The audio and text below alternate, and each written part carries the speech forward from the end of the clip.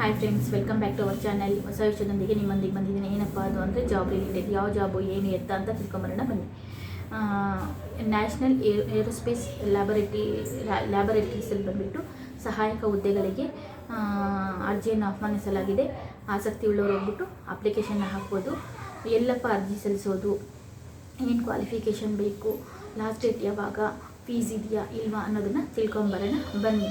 ಹುದ್ದೆಗಳ ನೇಮಕಾತಿ ಹುದ್ದೆ ಸಂಸ್ಥೆಯ ಹೆಸರು ಬಂದುಬಿಟ್ಟು CSIR, ರಾಷ್ಟ್ರೀಯ ಏರೋಸ್ಪೇಸ್ ಪ್ರಯೋಗಾಲಯಗಳು.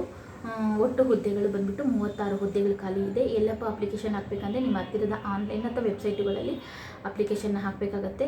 ಕೊನೆಯ ದಿನಾಂಕ ಬಂದುಬಿಟ್ಟು 11/4/2025.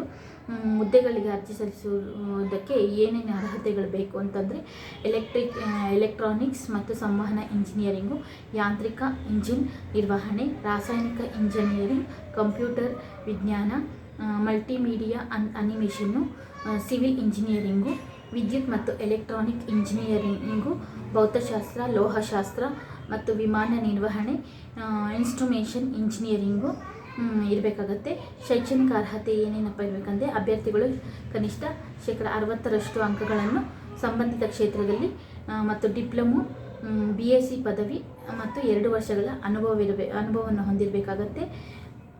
ಅರ್ಜಿ ಶುಲ್ಕ ಎಷ್ಟಪ್ಪ ಅಂತಂದರೆ OBC ಸಾಮಾನ್ಯ NCLಗೆ ಬಂದುಬಿಟ್ಟು 500 ರೂಪಾಯಿ, SC ST PWD EWS ಮಾಜಿ ಸೈನಿಕರಿಗೆ ಯಾವುದೇ ರೀತಿಯ ಅರ್ಜಿ ಶುಲ್ಕ ಇಲ್ಲ. ವಯೋಮಿತಿ ಬಂದುಬಿಟ್ಟು 28 ವರ್ಷಗಳಾಗಿರಬೇಕು.